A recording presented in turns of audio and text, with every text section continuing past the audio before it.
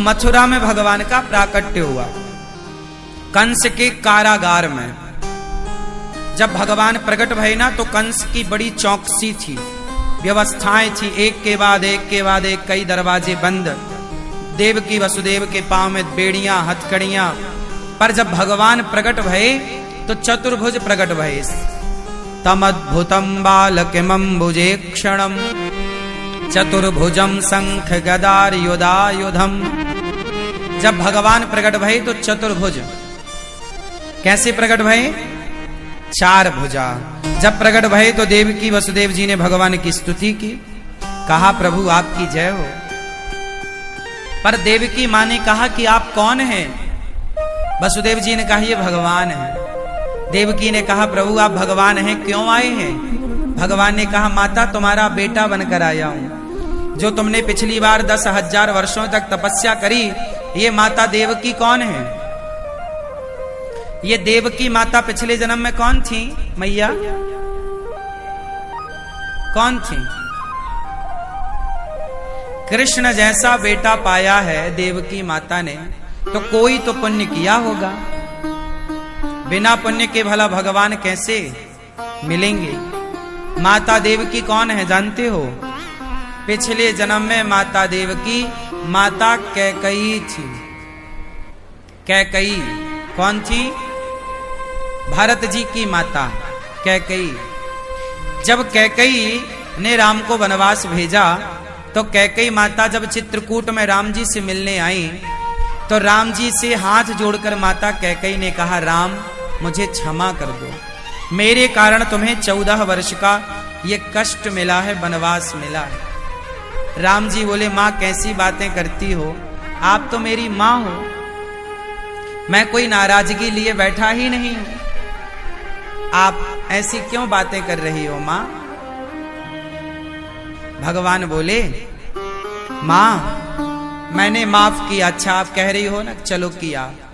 तो माता बोली कि आप यदि मुझे माफ कर दोगे तो मैं तब मानूंगी जब आप मेरे अगले जन्म में पुत्र बनोगे। यदि आप मेरे पुत्र बनोगे तो मैं मान लूंगी कि आपने मुझे माफ कर दिया। यदि आप मेरे बेटा नहीं बनते तो मैं मानूंगी कि आपने मुझे माफ। तब माता कैकई से राम ने कहा कि यदि आप चाहती हो कि मैं आपका पुत्र बनूं तो शर्त मेरी भी है, मैं अगले जन्म में आपका पुत्र तो बनूंगा पर मैं आपका दूध नहीं पीऊंगा। भगवान ने माता कैकई को देवकी के रूप में प्रकट तो किया, प्रकट तो भई भगवान, पुत्र बने तो सही पर दूध नहीं पिया। तो किसका दूध पिएंगे? बोले मैं अपनी माँ यशोदा का दूध पीऊंगा। अब ये यशोदा कौन है ये भी मैं अभी आगे की कथा में बताऊंगा। तो देवकी पिछले जन्म में माता कैकई है। तो ये भगवान प्रकट भय इसलिए माता देवकी का दूध नहीं पिया। भगवान ने जन्म लिया और प्रकट होते ही निकल पड़े मथुरा से गोकुल की ओर। पांव के बेड़ियां खुल गईं, हाथ की हथकड़ियां खुल गईं, पहरेदार सो गए, सारा बंधन वसुदेव जी का मुख खत्म हो गया। माता देवकी अच्छा भगवान चले मथुरा से गोकुल की ओर, पांव की बेड़ियां खुल गईं, हथकड़ियां खुल गईं, सारा बंधन खत्म।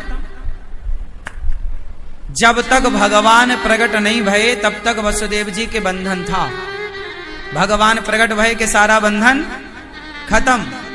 बंधन तब तक ही है जब तक मन मंदिर में भगवान प्रकट नहीं हो रहे हैं। भगवान प्रकट हो गए यदि तो कोई बंधन ही नहीं है। कहां बंधन है? अच्छा ये बताओ, आप लोग परिवार से, रिश्तेदार से, जिम्मेदारियों से, बच्चों से आप कितने लोग बंधे हुए हैं? जो बंधे हैं कृपया वो हाथ उठा के हमें बताएं। कितने लोग बंधे हैं जिम्मेदारियों से, व्यापार से, परिवार से? जो बंधे हैं वो हाथ उठाएं।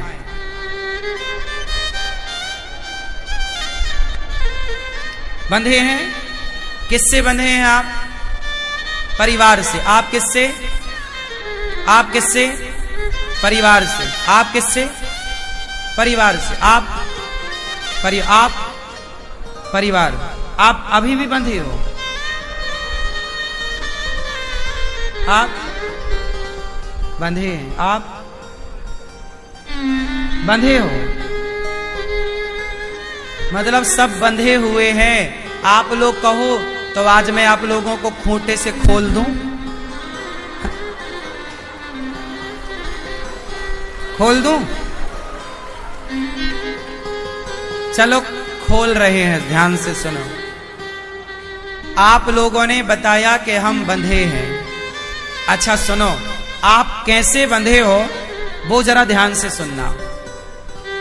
एक गधा था, समझ गए ना?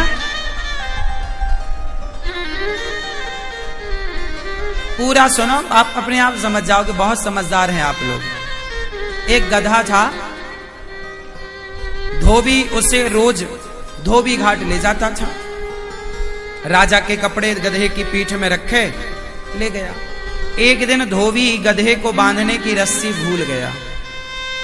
अब कपड़े गधे के पीठ पर, धोबी घाट गधा पहुंचा, पीठ से सारे कपड़े उतारे धोबी ने और घाट पर ले गया।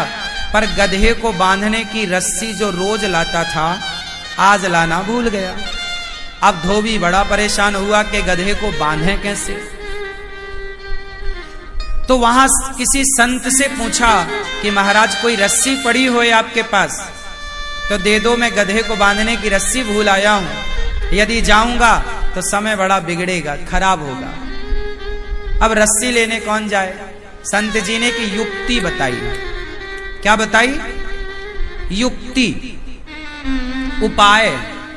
सुनो, तुम गधे को जहां रोज बांधते थे ना, आज झूठ मूठ का गले में हाथ डाल देना। जैसे रोज सच्ची का बांधते थे आज झूठ मूठ का बांध देना। गधे को थोड़ी पता है कि तुम रस्सी भूल गए हो। गधे को धोबी ने खड़ा किया, गले में झूठ मूठ का हाथ डाला, झूठ मूठ का वो खूंटे से लपेटा, गधे को लगा मैं बंध गया। अब गधा वहीं बैठे वहीं खड़ा होए, वहीं बैठे वहीं खड़ा। धोबी ने सारे कपड़े धुल लिए पर गधा टस का मस ना हुआ, एक कदम आगे नहीं बढ़ा। उसे तो यही लगा ना कि मैं बंधा हूं। जब पूरे कपड़े धोए धोबी भाई ने और गधे की पीठ पर लादा और एक लाठी मारी, चल। अब गधा चले ही ना। तो धोबी बोले महाराज ये गधा चल ही नहीं रहा है आज। संत जी ने कहा तूने उसे खोला कि नहीं? धोबी बोला मैंने तो बांधा ही नहीं था। अरे भैया बांधा नहीं था पर बांधने का अभिनय तो किया था, नाटक तो किया था। ऐसे ही खोल मत पर खोलने का नाटक कर। उसके गले में झूठ मूठ का हाथ डाला, खूंटे में झूठ मूठ का हाथ डाला, गधे को लगा मैं खुल गया, गधा चल पड़ा। अब सवाल आपसे, क्या गधा बंधा हुआ था? उत्तर बोलो। क्या गधा बंधा हुआ था? नहीं। उसी तरह आप भी बंधे हुए नहीं, लेकिन गधे ने अपने आप को बंधा हुआ मान लिया, समझ लिया। गधे ने अपने आप को बंधा हुआ समझ लिया झूठ मूठ का। उसी तरह आप भी बंधे नहीं हैं पर संसार से अपने आप को बंधा हुआ मान लेते हैं।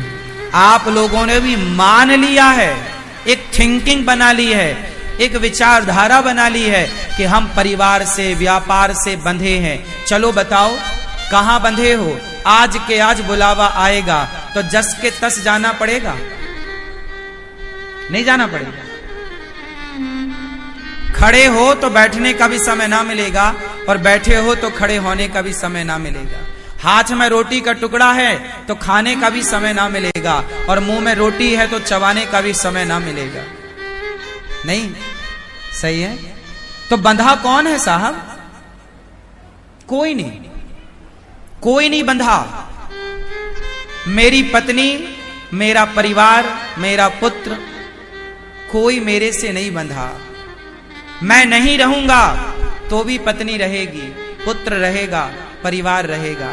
मैं नहीं रहूंगा तो भी चूल्हा जलेगा, तो भी घर में त्योहार दीपावली और उत्सव होली मनाई जाएगी।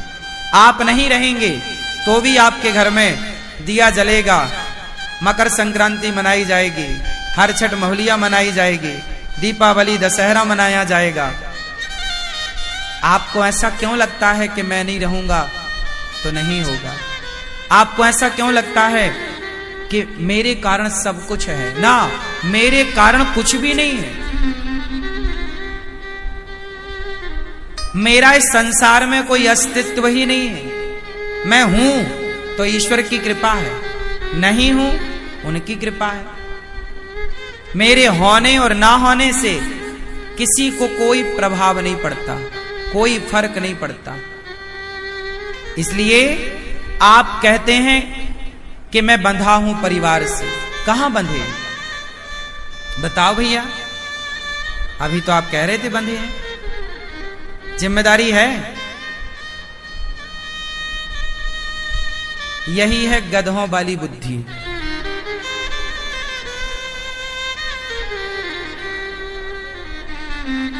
जिम्मेदारी तुम क्यों लेते हो? अरे जिस भगवान ने मां के पेट में, जब तुम अपनी मां के पेट में थे, तब तुम्हारे ऊपर कौन सी जिम्मेदारी थी? क्या तब तुम भूखे रहे? जिस विधाता ने, जिस भगवान ने 9 महीने मां के पेट में तुम्हें भूखे नहीं मरने दिया, वो भगवान क्या इस संसार में तुम्हें भूखा मरने देगा? ये क्यों सोचते हो कि मैं करता हूं? ये क्यों नहीं सोचते कि भगवान करते हैं? मैं नाचने वाला हूं, विधाता नचाने वाले हैं। मैं तो ईश्वर की कठपुतली हूं, इससे ज्यादा क्या हूं?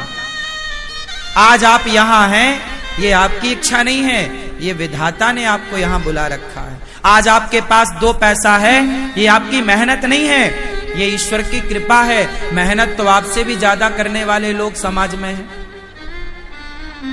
ऐसा क्यों लगता है आपको कि मेरी मेहनत से मुझे मिला, मेरी काबिलियत से मुझे मिला? ना साहब, बड़े बड़े काबिल लोग यूं ही पड़े हैं। ना मेरी काबिलियत काम करती है, ना मेरी योग्यता काम करती है, ये तो कृपा है। आप ये क्यों मानते हैं कि मैं कुछ कर रहा हूं? आप ये क्यों नहीं मानते कि मैं नहीं, जो हो रहा है वो भगवान ही कर रहे हैं, मैं निमित्त हूं। आज आपके बेटा है, आज आपकी बेटी है, तो क्या आपके चाहने से आपका बेटा और बेटी है ना? बहुत लोग तो चाह रहे हैं कि हमारे बेटा हो जाए, नहीं हो रहा है। बहुत लोग तो चाह रहे हैं कि हमारी बेटी हो जाए, नहीं हो रही है। मतलब आपके बेटा और बेटी है तो वो आपकी इच्छा नहीं थी, वो तो विधाता की इच्छा है ना, कि उन्होंने जो देना था दिया। और जो दिया है, तुम्हारी बेटी, तुम कहते हो हमारी बेटी सयानी है, हमें उसकी चिंता है, उसकी फिक्र है। अरे